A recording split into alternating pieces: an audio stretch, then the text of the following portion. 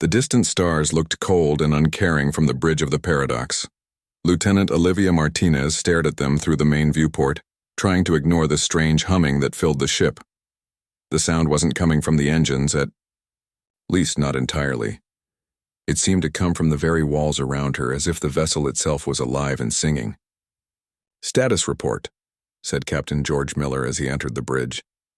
He moved with the confidence of someone who had spent decades in space, though the Paradox was unlike any ship he had commanded before.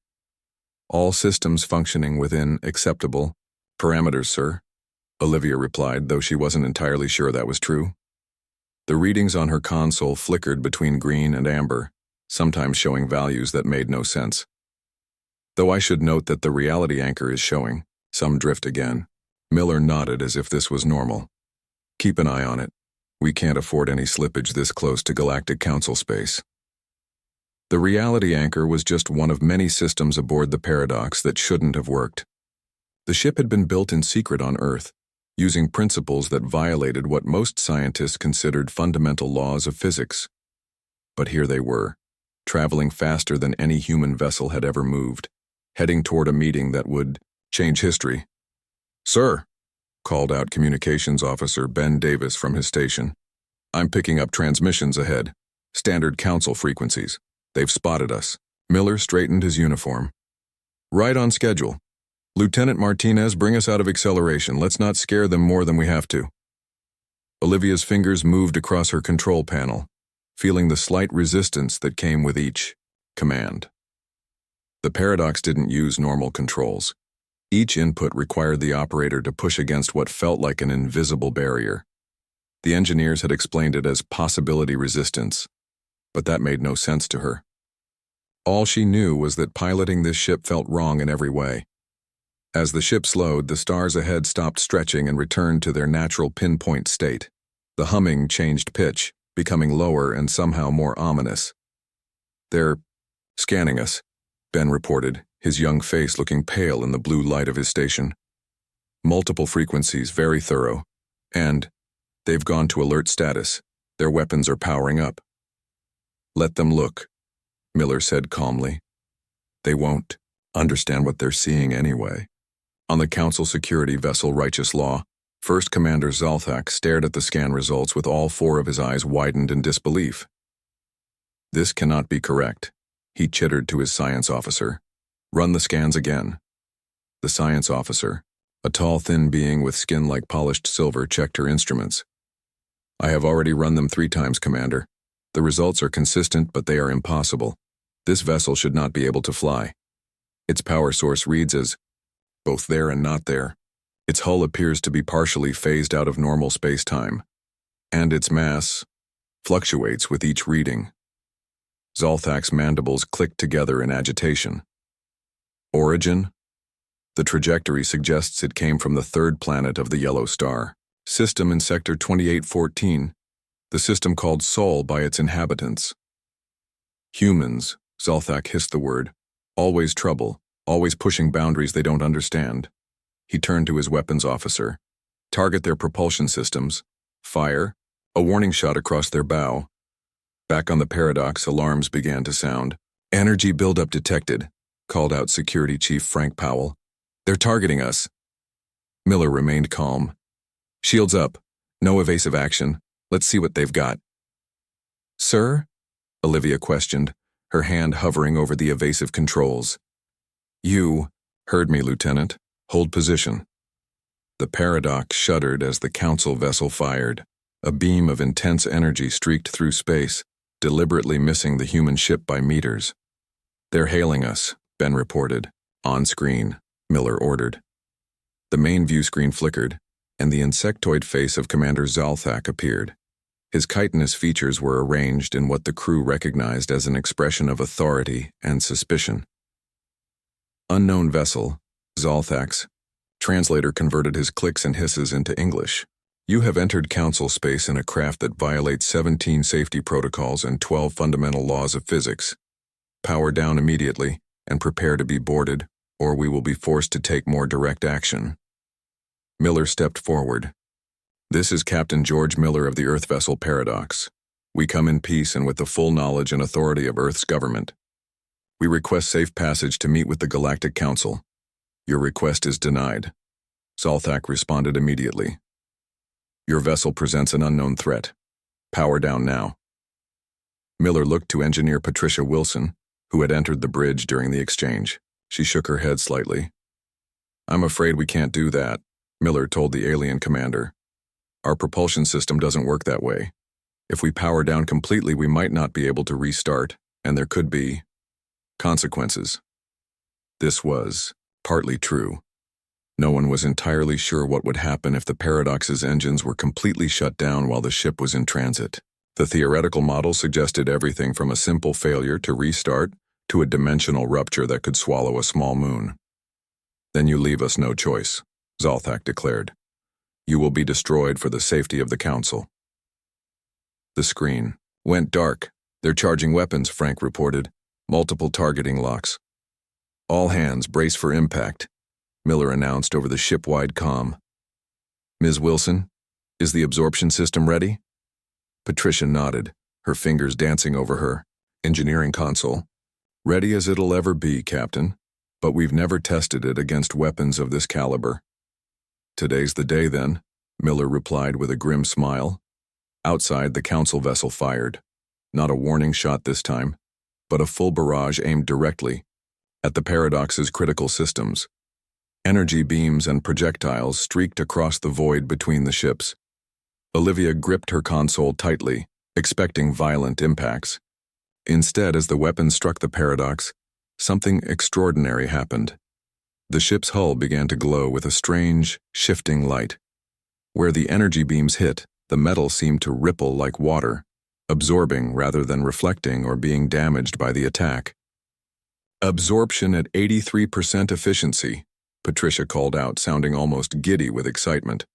The system works.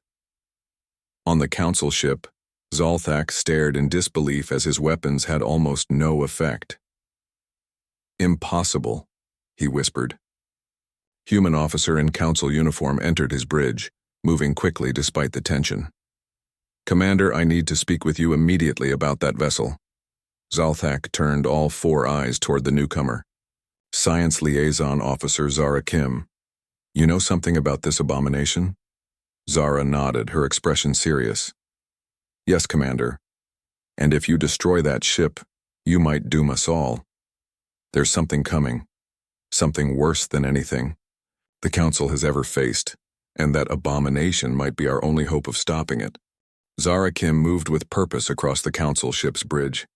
Every eye was on her, but she focused only on Commander Zalthak.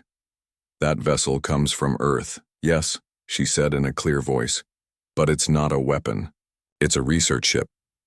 Zalthak's mandibles clicked in what might have been a laugh. Research? Officer Kim, I have been in space for 60 cycles. I know a warship when I see one. With respect, Commander, you don't, Zara insisted. That ship's design is based on theoretical work I helped develop before joining the Council 20 years ago. It appears threatening because it operates on principles outside our normal understanding. On the main screen, the Paradox floated serenely against the backdrop of stars, still glowing faintly from absorbing the Council's weapons fire. Let me speak to them, Zara asked. Before you waste more resources trying to destroy something you can't. Zalthak hesitated, then nodded once. Open a channel. Back on the Paradox, Captain Miller was discussing their next move when Ben called out from communications. They're hailing us again, sir. Different frequency this time. On screen, Miller ordered. The view screen changed to show a human woman in a Council uniform standing beside Commander Zalthak. Captain Miller, this is Science Liaison Officer Zara Kim of the Galactic Council. I believe we have mutual friends at Earth's Experimental Propulsion Division. Miller's eyebrows rose slightly. Dr. Kim, your work on dimensional phase theory was instrumental in developing our ship's propulsion system. Zara nodded. I suspected as much when I saw the energy signature. Captain, I've convinced Commander Zalthak to allow your ship to dock at Proxima Outpost for discussion rather than continuing this aggressive approach. Would that be acceptable? Miller glanced at Engineer Wilson, who gave a small nod. We accept, Dr. Kim. Send us the coordinates. Transmitting now, she replied. And Captain, tell Alan Wesley I said hello. The screen went dark. You know her? Olivia asked Miller. Not personally, the captain replied. But Commander Wesley mentioned her. She was part of the original team that discovered the Navigator's craft. Left Earth to join the Council as a liaison about 5 years before we started building the Paradox. Patricia Wilson stepped forward. Can we trust her? Miller considered this. Wesley does. That's good enough for me. He turned to Olivia. Lieutenant, set course for the coordinates. Low power approach, let's not scare them any more than we already have. Olivia turned back to her console and began the delicate process of maneuvering the Paradox. The ship responded oddly as always, sometimes moving before she completed an input, sometimes lagging behind her commands by a fraction of a second. It was like piloting a ship that existed partially in the future and partially in the past. The journey to Proxima Outpost took 3 hours. As they approached, the crew got their first good look at a major council facility. The outpost was massive, a central hub with 12 extending arms, each ending in a docking station large enough for capital ships. The entire structure rotated slowly, creating artificial gravity in the outer sections. Beautiful, Ben whispered from his station. And heavily armed, Frank added, looking at his security scans. I count over 200 weapon emplacements. They could vaporize us 10 times over. If conventional weapons worked on us, Patricia reminded him. Which they don't mostly. Mostly isn't completely. Frank replied grimly. A small council escort vessel approached, guiding them toward one of the docking arms. Olivia followed it carefully, aware that every move the Paradox made was being watched by hundreds of nervous aliens. The docking process was tense. The Paradox's unusual properties made it difficult to secure properly. The ship seemed to resist the magnetic clamps, slipping away slightly before being pulled back, like two opposing magnets being forced together. We need to stabilize the phase. Variance, Patricia called out as she worked on her engineering console. The outpost's gravity field is interfering with our reality anchor. Olivia felt sweat beading on her forehead as she fought to keep the ship steady. The feeling of wrongness that always accompanied piloting the Paradox intensified, making her stomach churn. Finally, Patricia made an adjustment, and the ship settled into place with a shudder that ran through the hull. Docking complete, Olivia announced, releasing a breath she hadn't realized she was holding. Well done, Lieutenant, Miller said. He activated the ship-wide comm. All hands, we have docked at Proxima Outpost. Remember your briefing. No one leaves the ship without authorization. No discussions of the ship's true purpose with anyone except myself, Lieutenant Martinez, or Chief Wilson. A delegation waited for them at the airlock. Zara Kim, Commander Zalthak, and several council security officers with weapons held ready. Miller selected his team. Himself, Patricia Wilson, Security Officer Frank Powell, and Olivia, who he insisted come along because of her unique connection to the ship's systems. As they cycled through the airlock, Olivia felt a moment of disorientation. She had spent 3 months aboard the Paradox, and stepping onto the solid, normal deck of the outpost felt strange. Too firm, too real. Zara stepped forward. Captain Miller, welcome to Proxima Outpost. This is quite a historic moment. The first humans to visit a council facility in an unofficial capacity. Miller nodded. Thank you for your intervention, Dr. Kim. I believe we have much to discuss. Zalthak chittered something that the translators didn't catch, then spoke more clearly. Your vessel will be examined while we talk. Council protocol. I'm afraid that won't be possible, Patricia said firmly. The Paradox requires specific handling. Anyone unfamiliar with its systems could cause problems. What kind of problems? Zara asked, genuine curiosity in her voice. Patricia hesitated. The kind that might transform this entire outpost into exotic particles not currently named in any scientific database. Zalthak's 4 eyes blinked in rapid succession. Is this a threat? Not at all, Miller said smoothly. Just a safety concern.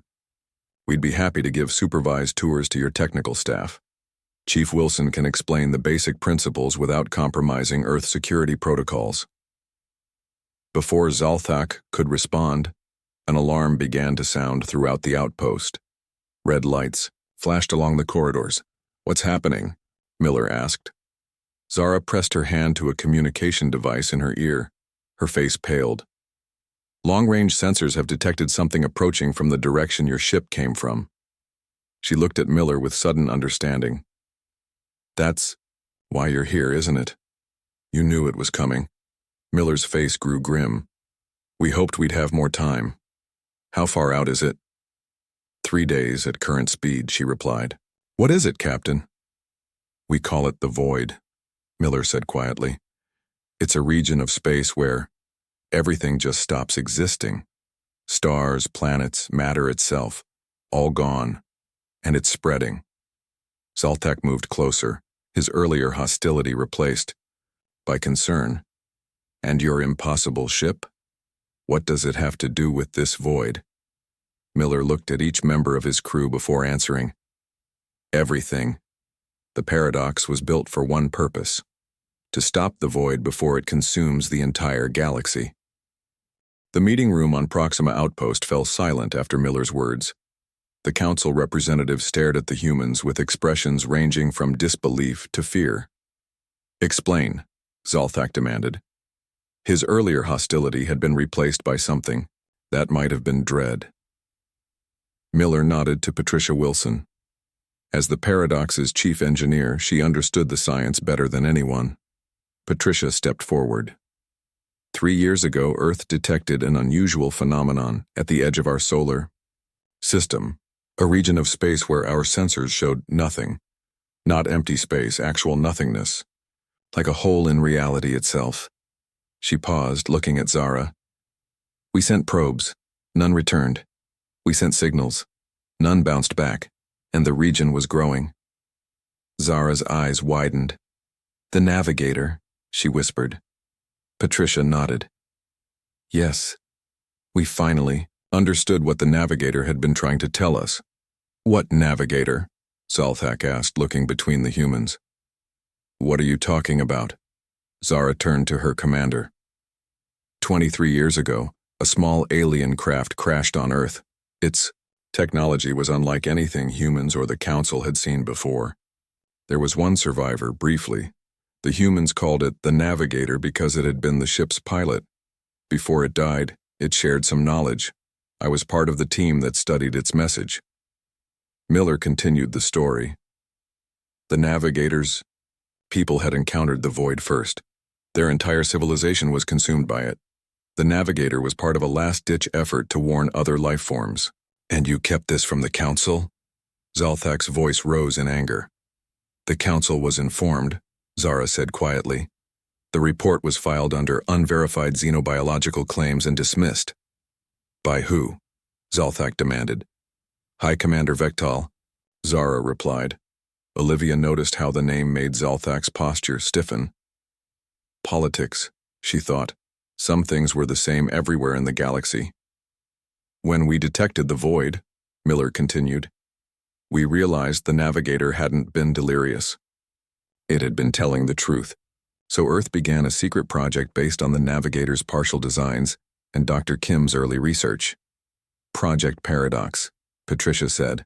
A ship that could potentially survive contact with the void because it exists partially outside normal spacetime. "And you believe this vessel can stop the void?" Zalthak asked, his tone making it clear he found the idea absurd. "Not as it is now," Patricia admitted. "The Paradox is a prototype, but with help, with resources. Yes, we think it could create what we call a dimensional anchor, a fixed point that the void can't erase." Zalthak made a dismissive gesture. "This is ridiculous, a human fairy tale. I need proof." Zara stepped forward. "Commander, permission to access the outpost's deep archive?" Zalthak considered, then nodded reluctantly. Zara moved to a console and typed rapidly. The large screen on the wall lit up, showing an old recording. A thin alien creature with pale blue skin and 4 arms lay on what appeared to be a medical bed. It spoke in a strange, whistling language. This is the navigator, Zara explained. The recording was made hours before it died. She adjusted some controls and a translation appeared beneath the alien's image. The darkness comes, read the translation. It unmakes all it touches. My people tried to fight, tried to run. Both failed. The only hope is to anchor reality before the unmaking arrives. We were too late. You must not be. Zalthak watched in silence as the recording continued, the navigator explaining complex theories about dimensional physics that even Patricia struggled to follow completely. When the recording ended, the room was quiet again. I've seen enough, Zalthak said finally. Zara, take our guests to the science bay. Give them whatever resources they need. He looked at Miller. If what you say is true, we have no time to waste. As the humans followed Zara through the corridors, of the outpost, Olivia found herself walking beside the science officer. You left Earth to join the council, Olivia said. Why? Zara gave her a sad smile. Because I knew what was coming, and I thought I could make the council listen. I failed at that, but at least I was in the right place when you arrived. The science bay was enormous, a circular room filled with equipment that Olivia didn't recognize. Council scientists of various species looked up as they entered, their work forgotten at the sight of humans in their space. Everyone out, Zara. Ordered. Security level Alpha. This lab is now under my direct authority. The scientists quickly gathered their personal items and left, some casting curious glances at the humans as they passed. Now, Zara said, turning to Patricia. Show me exactly what the paradox can do. For the next several hours, Patricia and Zara worked together, speaking in technical terms that left Olivia and the others baffled. They created simulations, argued theories, and occasionally laughed at what seemed to be inside jokes about quantum mechanics. Miller pulled Olivia aside while the scientists worked. Lieutenant, I need you to return to the ship. Sir? Olivia was surprised. She had assumed she would stay with the group. The void will be here sooner than we're telling them, Miller said in a low voice. Their sensors aren't calibrated correctly. We have 36 hours at most. The paradox needs to be ready. Ready for what, sir? Miller looked her straight in the eyes. Its real purpose. We've been open about the dimensional anchor, but not about how it works. He glanced at Patricia and Zara, deep in their discussion. The anchor needs a focus point, a pilot who can guide it directly into the void. Understanding dawned on Olivia. A suicide mission? Miller nodded grimly. That's why we chose you. Your neural patterns matched the navigator's specifications perfectly. The ship responds to you better than anyone else. Olivia felt cold despite the warmth of the room.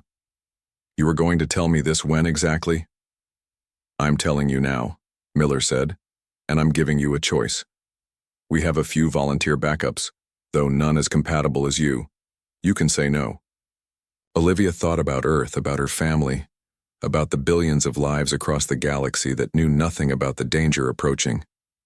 If I don't do it, she asked, what are our chances? Miller was silent for a long moment. Significantly lower, but not zero. Olivia took a deep breath. I need time to think. You have 12 hours, Miller said. That's when we need to begin preparations if you're going to pilot. Across the room, Patricia and Zara had stopped talking and were looking at a simulation that showed the paradox approaching a dark, empty region of space. As the virtual ship made contact with the darkness, the screen filled with light. It could work, Zara was saying, excitement in her voice. With modifications to the phase inverters and enough power, it could actually work. The power requirements are enormous, Patricia replied. More than the paradox can generate alone. Zara smiled. That's where the council comes in. We have ships, thousands of ships. If we can find a way to channel their combined energy through the paradox. As they continued planning, Olivia slipped away, heading back to the ship that might become her tomb. The humming that had always bothered her now seemed almost welcoming, like the paradox was greeting her return. She sat in the pilot's chair and placed her hands on the controls. The strange resistance she always felt seemed different now, not pushing her away but testing her resolve. 36 hours, she whispered to herself.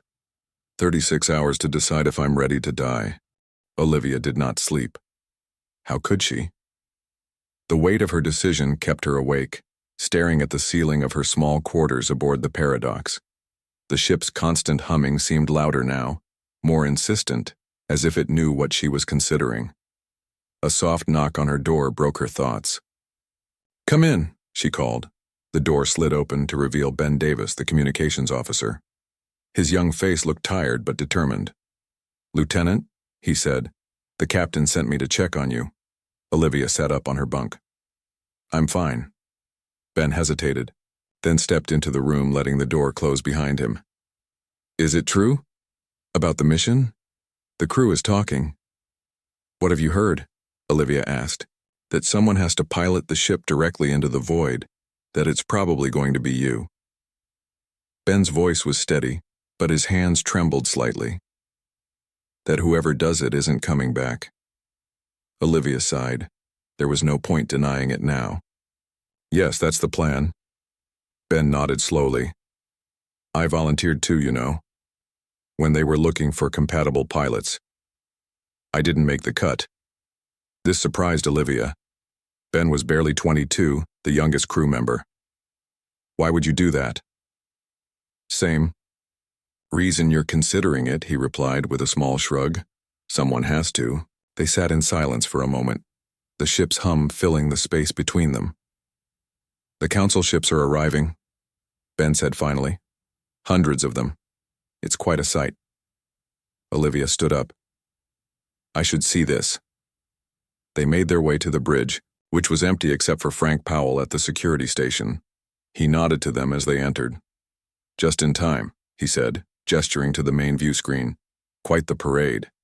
The screen showed space around Proxima Outpost filled with ships, of all sizes and designs.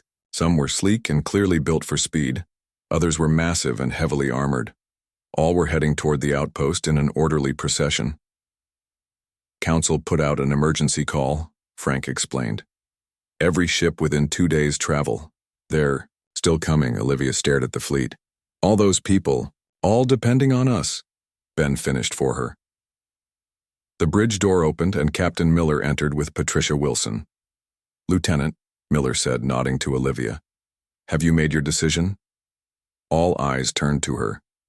Olivia took a deep breath. "Yes, sir. I'll do it."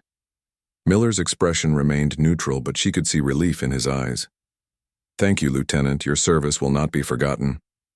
"What happens now?" she asked. Patricia stepped forward. "Now we modify the Paradox to serve as a conduit for the energy of the entire fleet. Dr. Kim and I have worked out the theory.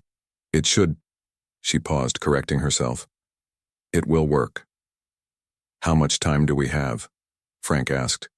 "The void will reach the outpost in 28 hours, Miller said. "We need to be ready to launch in 20. Olivia nodded. "What do you need from me?" "Neural integration," Patricia replied. "We need to fine-tune the ship's systems to your specific patterns. It's going to be uncomfortable." Olivia almost laughed. "Considering I'm flying to my death, a little discomfort seems trivial." Nobody smiled. 4 hours later, Olivia was strapped into a modified version of the pilot's chair. Her head was surrounded by a halo of unusual technology, part council, part human, part something else entirely. The metal felt cold against her skin. Patricia stood nearby, monitoring readings on a tablet. "Try to relax, this first stage is just a mapping process." Olivia tried to calm her racing thoughts. "How long will this take?" "About 6 hours for the mapping. Then we need to integrate the patterns into the ship's systems. After that, you'll need to rest before the mission." The device around Olivia's head began to hum, matching the tone of the ship itself. She felt a strange tingling sensation, like tiny electric currents running across her scalp. "Is it supposed to feel like that?" she asked. Patricia checked her. "Readings." "Yes, that's normal. Your neural architecture is responding well to the calibration." As the hours passed, the tingling grew more intense. Olivia began to feel strange flashes of something, not quite memories, not quite dreams. She saw stars from angles that seemed impossible, felt the vacuum of space against what should have been skin but wasn't. "I'm seeing things," she whispered. Patricia moved closer. "What kind of things?" "Space. Stars. But wrong somehow. Like I'm seeing them from outside normal space." Patricia nodded, looking unsurprised. "That's the navigator's influence. Its neural patterns are encoded in the ship's systems. You're starting to sync with them. It feels..." Olivia struggled to find the right word. "Familiar. Like I've been here before." Outside the paradox, the Council fleet continued to grow. Ships from every corner of explored space arrived, taking positions in a massive formation centered on Proxima Outpost. Engineers from a dozen species worked alongside Patricia's team, modifying ships to channel their energy toward the human vessel when the time came. In the outpost's command center, Captain Miller stood with Commander Zalthak, watching the operation unfold on large screens. "Your lieutenant," Zalthak said quietly. "She is very brave." Miller nodded. "She is. Will it work?" the alien commander asked, his voice betraying uncertainty. "It has to," Miller replied. "There's no other option." Zara Kim entered the command center, her face showing signs of exhaustion.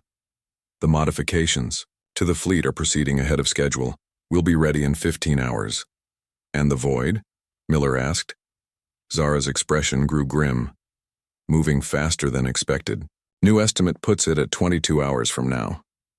Zalthak made a low clicking sound that the translators didn't catch. "A narrow margin. We need to inform the Council High Command," Zara said. "They need to prepare emergency evacuations for the systems beyond us just in case." "In case we fail," Miller said flatly. "Yes," Zara admitted, "though I believe we will succeed." Back on the paradox, the neural mapping was complete. Technicians carefully removed the equipment from around Olivia's head. She felt dizzy and disoriented as they helped her stand. "How do you feel?" Patricia asked, watching her with concern. "Different," Olivia said. She reached out to touch the wall of the ship, and for a moment she could have sworn she felt it pulse under her fingers, like a heartbeat. "The ship. I can feel it somehow." Patricia nodded. "That's good. The stronger your connection to the paradox, the better our chances." Olivia looked through the viewport at the massive fleet gathered outside. All those ships. All that power flowing through this one vessel. Through me. "Yes," Patricia said, simply. "Will it hurt?" Olivia asked. She hadn't meant to say it out loud. Patricia didn't look away. "I don't know. The navigator's records don't say, but I think it will be quick." Olivia nodded, accepting this. "How long until launch?" 14 hours. "You should rest." But as Olivia returned to her quarters, rest was the furthest thing from her mind. She sat on her bunk, feeling the ship around her in a way she never had before. The humming that had once bothered her now seemed like a voice just beyond understanding. In 14 hours, she would pilot the paradox directly into the heart of the void. In 14 hours, she would either save the galaxy or fail spectacularly. And regardless of the outcome, she would not be coming back. She closed her eyes, listening to the ship, trying to find peace in its strange song. "Let's hope," she whispered to no one in particular, "that everything wrong about this ship is exactly what we need to be right." The final hours passed quickly. Too quickly. The Council fleet had moved into position, forming a massive ring around the point where the paradox would confront the void. Each ship had been modified to channel its energy toward the human vessel. When the moment came, Olivia stood on the bridge of the paradox, dressed in a modified flight suit. The material felt strange against her skin, partly standard fabric, partly something the Council scientists had created. It was designed to enhance her connection to the ship. Captain Miller approached her. His face showed the strain of the past days, deep lines around his eyes that hadn't been there before. "Lieutenant," he said formally, "on behalf of Earth, and indeed the entire galaxy, I want to thank you for your courage. Olivia nodded. Just doing my job, sir. Miller almost smiled at that. No, this goes far beyond duty. He held out his hand. It has been an honor serving with you, Olivia Martinez. She took his hand, surprised by the use of her full name. The honor has been mine, Captain. The rest of the crew came forward one by one. Frank Powell gave her a crisp salute. Ben Davis hugged her quickly, his young face struggling to maintain composure. Patricia Wilson was the last. The modifications are complete, Patricia said. The ship will respond to your neural patterns more directly now. It might feel unusual. More unusual than it already does? Olivia tried to joke. Patricia didn't smile. Yes, much more. The navigator's patterns are fully integrated with yours now. In many ways, you'll be flying this ship with your mind more than your hands. Olivia glanced at the pilot's station. The controls looked the same, but she knew they would feel different. How long do I have? The Void will reach the outer fleet in approximately 3 hours, Patricia replied. You need to intercept it before that happens. Olivia nodded. Then I should go. The crew stepped back, leaving her alone in the center of the bridge in Nauru. Luck, Miller said simply. We'll be monitoring from the outpost. One by one, they left the bridge until only Olivia remained. She moved to the pilot station and sat down. The chair seemed to adjust to her body perfectly, embracing her like an old friend. She placed her hands on the controls and felt everything. The ship's systems flowed through her mind like rivers of light. She could sense the engines, the life support, the strange reality anchor that kept the paradox partially out of normal space. It was overwhelming yet somehow natural, as if she had been born to do this. Beginning launch sequence, she said aloud, though there was no one to hear her. Speaking helped her focus. The paradox detached from the outpost, moving smoothly away under Olivia's guidance. The fleet parted before her, creating a clear path toward the approaching darkness. Through the view screen she could see nothing unusual yet, but her new senses told her the Void was there, still distant, but coming closer. On the outpost, Miller, Patricia and the others watched the paradox move away on the main screen of the command center. Beside them stood Zolthak and Zara. The fleet is ready, Zolthak reported. All ships standing by to channel energy on your signal. Patricia nodded, her eyes never leaving the screen. The paradox needs to get closer to the Void before we begin. Too soon. And the energy will dissipate before it reaches the target point. And too late? Zara asked quietly. Too late, and there won't be enough time to establish the anchor, Patricia replied. They watched in tense silence as the human ship grew smaller on the screen, heading toward a point in space that still looked empty to normal sensors. Aboard the paradox, Olivia felt something new, a presence, faint but unmistakable. It wasn't the ship, nor was it the navigator's patterns in her mind. It was something else, something. The Void, she whispered. I can feel it. Through her enhanced senses, she could perceive what the regular sensors couldn't yet detect, a wrongness in the fabric of space ahead. Not darkness exactly, but an absence. A place where reality simply ended. Her hands moved across the controls, but it was her mind that truly guided the ship now. The paradox responded to her thoughts, adjusting its course with a precision that would have been impossible before. Approaching optimal range, she reported over the comm.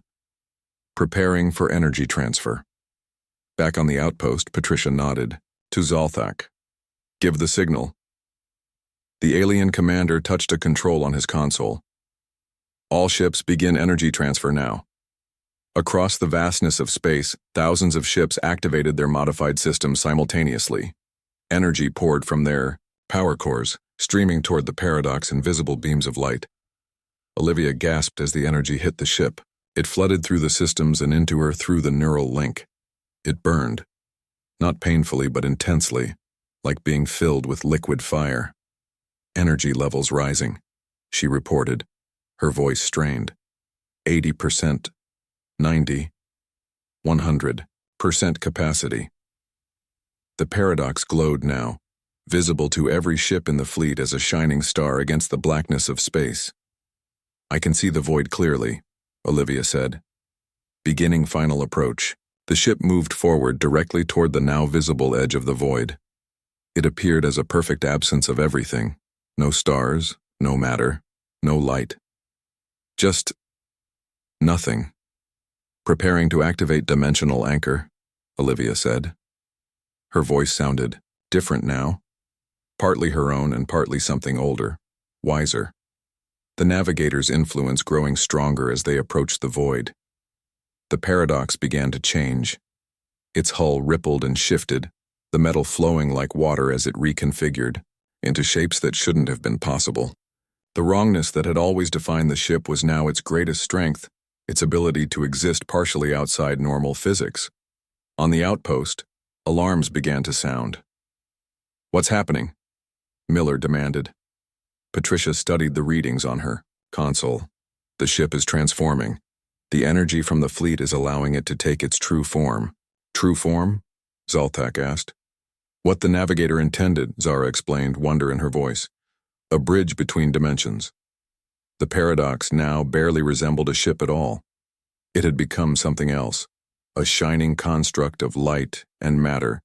That defied description. Olivia felt herself changing too.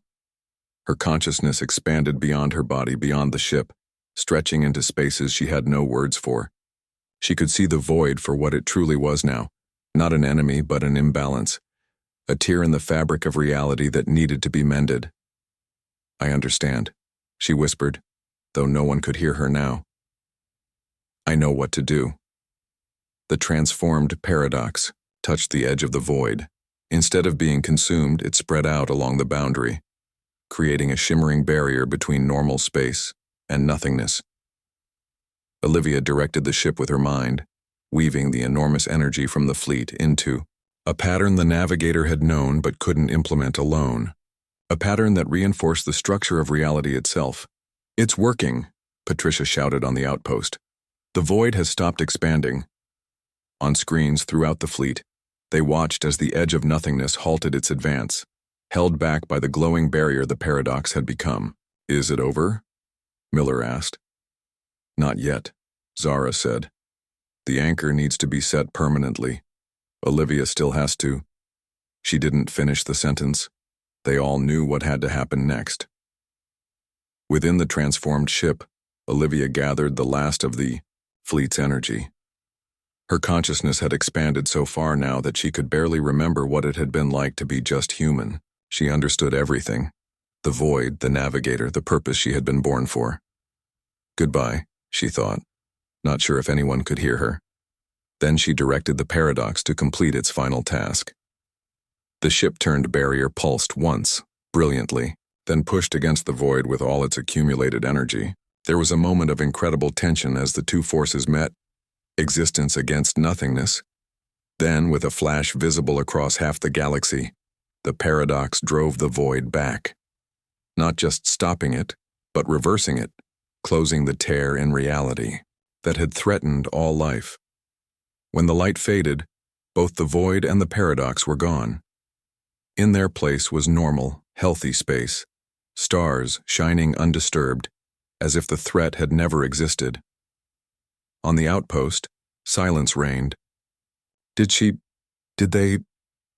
Miller couldn't finish. Patricia checked her instruments repeatedly. No trace of the ship, no trace of the void either. It worked. "Lieutenant Martinez," Miller called over the comm, knowing there would be no answer. Zara placed a hand on his shoulder. "She succeeded, Captain. Her sacrifice saved us all." As the Council fleet began to disperse, Miller stood at the viewport looking out at the stars where his ship and his officer had been.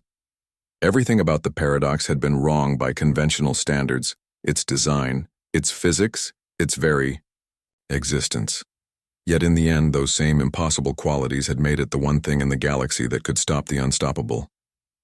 "Well done, Lieutenant," he whispered to the stars. "Mission accomplished."